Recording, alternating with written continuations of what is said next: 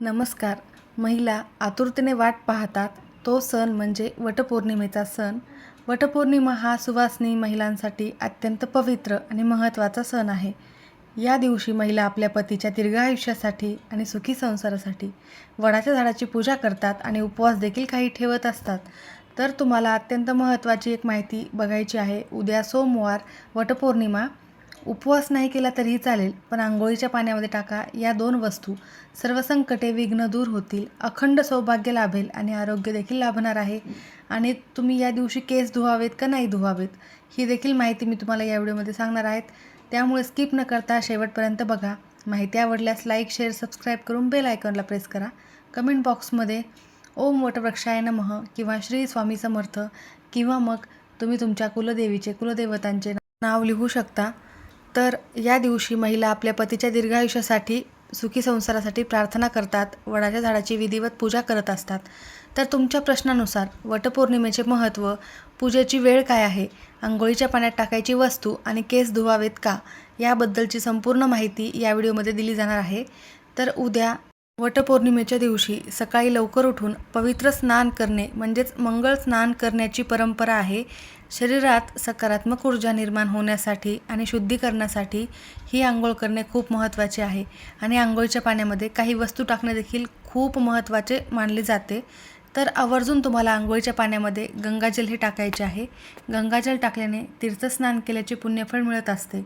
म्हणून तुमच्याकडे असेल तर आवर्जून टाका, नसेल तर पूजा साहित्य जिथे मिळते तिथे तुम्हाला मिळेल, तिथून तुम्ही आणायचे आहे. त्यानंतर अजून महत्त्वाच्या कोणत्या 2 वस्तू टाकायच्या आहेत ते मी तुम्हाला पुढे सांगणार आहे. त्यासोबतच हिंदू धर्मात कोणत्याही मोठ्या व्रताची किंवा पूजेची सुरुवात करण्यापूर्वी पूर्ण शरीर शुद्ध होणे हे खूप गरजेचे आहे. वटपौर्णिमेला महिला नवीन वस्त्र आणि सौभाग्य अलंकार परिधान करतात. त्यामुळे पूजेला बसण्यापूर्वी केस धुवून स्वच्छ अंघोळ करावी. की उद्या सोमवार असल्यामुळे तुम्हाला डोक्यावरून स्नान करता येणार नाही, ही सर्वच माहिती या व्हिडिओमध्ये पुढे बघूयात. तर मैत्रिणींनो, हा व्हिडिओ नक्की शेवटपर्यंत बघायचा आहे, कारण अर्धवट माहितीने काहीही साध्य होत नाही. यामध्ये मी तुम्हाला काही महत्त्वाची माहिती सांगणार आहे आणि एक अत्यंत प्रभावी उपाय जो आर्थिक समस्या दूर करतो आणि तुमच्या पतीचे जे पॉकेट आहे त्यामध्ये कधीही पैशाची कमतरता पडणार नाही. म्हणजेच काय तर कष्टाला आणि मेहनतीला त्यांना यश मिळेल, तुमच्या घरामध्ये लक्ष्मी टिकेल. यासाठी एक अत्यंत सोपा आणि प्रभावी उपाय मी तुम्हाला या व्हिडिओमध्ये सांगणार आहे. त्यामुळे तुम्हाला व्हिडिओ शेवटपर्यंत बघायचा आहे, कारण अशी संधी पुन्हा पुन्हा मिळत नाही. वटसावित्री पौर्णिमा आता पुढच्या वर्षीच, उद्यानंतर पुढच्या वर्षीच असणार आहे. त्यामुळे उद्या कोणत्याही परिस्थितीत तुम्हाला हा उपाय करायचा आहे आणि अंघोळीच्या पाण्यामध्ये या वस्तू तर टाकायच्या आहेतच. या दिवशी सती सावित्रीने आपल्या बुद्धीच्या आणि पतिव्रता धर्माच्या बळावर यमराजाकडून आपल्या पती सत्यवानाचे प्राण परत मिळवले होते. म्हणूनच महिला आपल्या पतीला उत्तम आरोग्यासाठी, त्यासोबतच दीर्घ आयुष्य मिळावे म्हणून हे व्रत करतात. वडाच्या झाडाला अक्षय म्हणतात, कधीही नष्ट न होणारे मानले जाते. वडाची पूजा करून महिला 7 जन्मासाठी हाच पती मिळावा अशी प्रार्थना देखील करतात. वडाचे झाड प्रचंड प्रमाणात ऑक्सिजन देखील देत असते. या झाडाचे जतन व्हावे हाही या पूजेमागचा एक सामाजिक आणि वैज्ञानिक उद्देश देखील आहे. तर कोणत्या खास वस्तू आपल्याला अंघोळीच्या पाण्यात टाकायच्या आहेत या विषयाकडे आपण वळूयात आणि केस धुवावेत का नाही हे देखील पाहूयात. तर उद्या सोमवार 29 जून, मुहूर्त कोणता आहे आपल्या पूजेसाठी? पौर्णिमा तिथी प्रारंभ 29 जून रोजी पहाटे 3:07 होणार असून पौर्णिमा तिथी समाप्ती ही 30 जून रोजी पहाटे 5:27 असणार आहे. त्यासोबतच वर्ज्य काळ कोणता आहे तर 7:30 वाजल्यापासून ते 9 वाजेपर्यंत राहुकाळ असणार आहे. या 1.5 तासाच्या किंवा 2.25 तासाच्या मुहूर्तामध्ये तुम्हाला चुकूनही वडाची पूजा करायची नाही आहे. शक्यतो 9:15 तुम्हाला पूजा करायचीच नाही आहे, 9:15 आणि मग त्यानंतर तुम्ही पूजा करू शकता किंवा मग 7:30च्या आधी केली तरीही चालेल, परंतु मी तुम्हाला शुभ मुहूर्त सांगितलेला आहे. तर मैत्रिणींनो, लक्षात ठेवा, हा अत्यंत दुर्मिळ आणि शुभ संयोग उद्या आलेला आहे, कारण उद्या सोमवार आणि वटपौर्णिमा एकत्र आहे. ज्योतिषशास्त्रानुसार तब्बल 25 वर्षानंतर असा अद्भुत राजयोग जुळून आलेला आहे.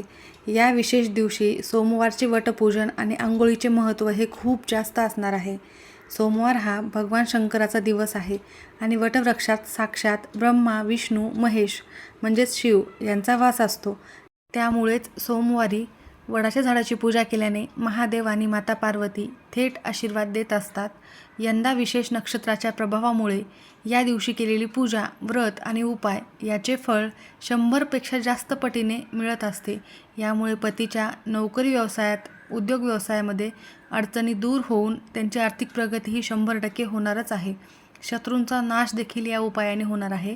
या दिवशी केलेले विशेष उपाय यामुळे पतीच्या भोवती एक संरक्षण कवच तयार होते, ज्यामुळे विरोधक किंवा शत्रू स्वतःहून नमते घेतात. त्यासोबतच ब्रह्मांडातून पृथ्वीवर येणारी तीव्र सकारात्मक ऊर्जा ग्रहण करण्यासाठी सकाळी शरीर आणि मन हे शुद्ध असणे खूप गरजेचे आहे. केस धुवून स्नान केल्याने शरीरातील नकारात्मक ऊर्जाही नष्ट होत असते. परंतु सोमवार आलेला आहे, तर काय करावे पुढे बघूयात. त्यासोबतच वडाच्या झाडाची पूजा करताना, सूत गुंडाळताना कोणत्या देवाचे नामस्मरण करावे, मंत्र देखील आहे बरं का. तर वडाच्या झाडाला प्रदक्षिणा घालताना किंवा सूत गुंडाळताना मुख्यतः सतत भगवान विष्णू, महादेव, माता सावित्रीचे नामस्मरण करावे. तर ओम नमो भगवते वासुदेवाय नमः हा भगवान विष्णूंचा मंत्र जप करू शकता. ओम नमः शिवाय शिवांचा मंत्र जप करू शकता. श्री स्वामी समर्थ समर्थांचे नामस्मरण करू शकता. सती सावित्री माता की जय असे देखील म्हणू शकता. किंवा विशेष मंत्र देखील आहे. तर वडाच्या झाडामध्ये साक्षात ब्रह्मा विष्णू महेश यांचा वास असल्यामुळे सूत गुंडाळताना मनातल्या मनात पतीच्या दीर्घ आयुष्यासाठी आणि प्रगतीसाठी प्रार्थना करत 7 किंवा 108 प्रदक्षिणा घालण्याची परंपरा आहे. पण 7च प्रदक्षिणा घालाव्यात. पूजा करताना आणि वडाला अर्घ्य देताना एक मंत्र म्हणता येईल.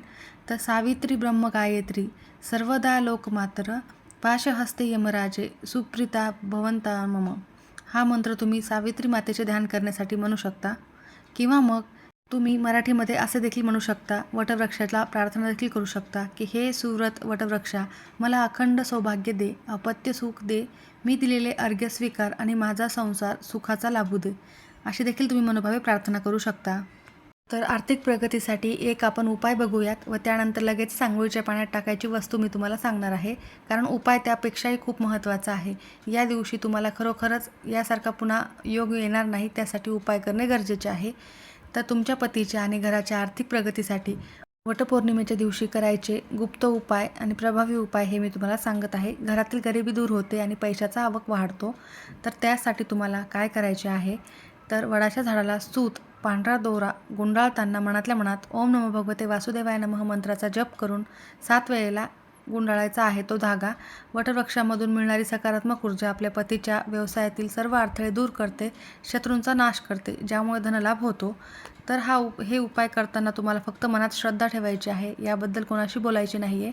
तर सर्वात प्रभावी आणि गुप्त उपायासाठी तुम्हाला 1 रुपया लागणार आहे. तर एक अखंड विड्याचे पान घ्यायचे आहे. पान कुठेही फाटलेले नसावे. त्यावर 1 सुपारी, 1 रुपयाचे नाणे आणि चिमूटभर हळद आणि थोडेसे केसर टाकायचे आहे. वटपौर्णिमेच्या दिवशी वडाची मुख्य पूजा झाल्यावर झाडाच्या मुळाशी ते विड्याचे पान ठेवायचे आहे. त्यावर ती सुपारी आणि 1 रुपयाचे नाणे ठेवायचे आहे. त्यानंतर त्यावर चिमूटभर हळद आणि केशर अर्पण करायचे आहे. हळद, कुंकू, अक्षता, फूल वाहून नमस्कार करायचा आहे. डोळे बंद करून वटवृक्षाला, ज्यात ब्रह्मा विष्णू महेश राहतात, त्यांना आणि सावित्री मातेला प्रार्थना करायची आहे की माझ्या पतीच्या आयुष्यातील सर्व संकटे, विघ्न दूर होऊ दे, गरिबी दूर होऊ दे आणि नोकरी व्यवसायामध्ये यश मिळू दे. पूजा संपवून घरी जाताना ते 1 रुपयाचे नाणे आणि ती सुपारी गुपचूप कोणाशीही न बोलता आपल्या पुन्हा पूजेच्या ताटामध्ये ठेवायचे आहे. घरी आल्यावर ते नाणे आणि सुपारी एका लाल रंगाच्या कपड्यामध्ये बांधून त्यावर थोड्याशा अक्षता देखील टाकू शकतात, अखंड तांदूळ. त्यानंतर तुमच्या घराच्या तिजोरीमध्ये किंवा पतीच्या पॉकेटमध्ये ठेवायचे आहे. यामुळे घरामध्ये अखंड लक्ष्मीचा वास राहतो.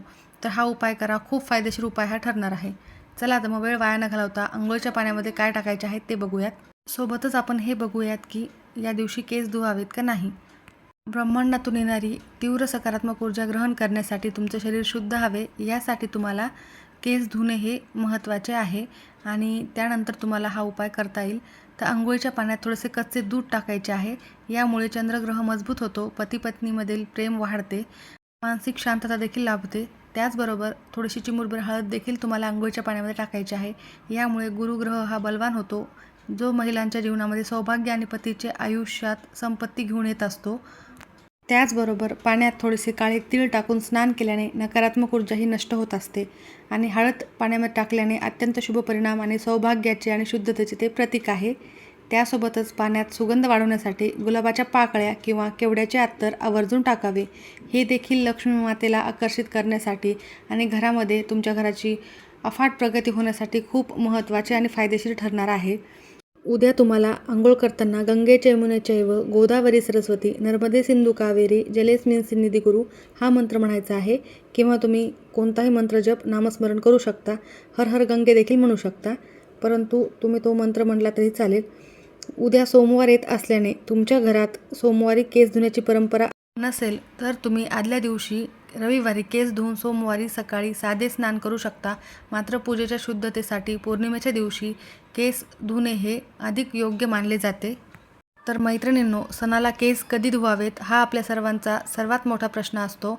तर उद्या तुम्हाला वटपौर्णिमेला केस धुवावेत का नाही, तर शास्त्रानुसार सुवासिनी महिलांनी सोमवारी आणि उपवासाच्या दिवशी शक्यतो केस धुणे टाळावेत. त्यामुळे वटपौर्णिमेच्या दिवशी केस धुण्याची चूक तुम्ही करू नका. उपवासाच्या आदल्या दिवशी म्हणजेच रविवारी, म्हणजे तुम्ही आजच केस धुतलेले स्वच्छ केलेले असावेत. रविवारी केस धुणे शास्त्रात नसले तरीही सोमवारी आंघोळीच्या पाण्यामध्ये चिमूटभर हळद टाकून मग तुम्ही केस धुवू शकता. केस धुतल्यानंतर तुम्हाला आवर्जून थोडेसे कुंकू हे लावून घ्यायचे आहे. मांगल्याचे प्रतीक आहे. सहसा आपण पूजा करताना कुंकू हे तर लावणारच आहेत, परंतु आपण काय करतो, कधी कधी मेकअप करतो आणि टिकली लावून जातो. तर त्याआधी तुम्ही उद्या सोमवारी जर तुम्हाला केस धुवावेच लागत असतील, आज जर तुम्ही धुतलेले नसतील आणि उद्या धुवावे लागतच असतील, तर मग तुम्ही धुवून घ्या केस. थोडीशी हळद टाका पाण्यामध्ये आणि धुवून घ्या, काहीही हरकत नाही. त्यानंतर तुम्हाला लगेचच थोडेसे कुंकू लावून घ्यायचे आहे. सौभाग्याचा अलंकार हा सर्वात महत्त्वाचा आहे. त्यानंतर तुम्ही विधिवत वडाची पूजा करू शकता. नक्की अशा प्रकारे करा. तुम्हा सर्वांना वटपौर्णिमेच्या खूप खूप शुभेच्छा. माहिती आवडल्यास नक्की लाईक करा. सर्वांचे खूप खूप धन्यवाद.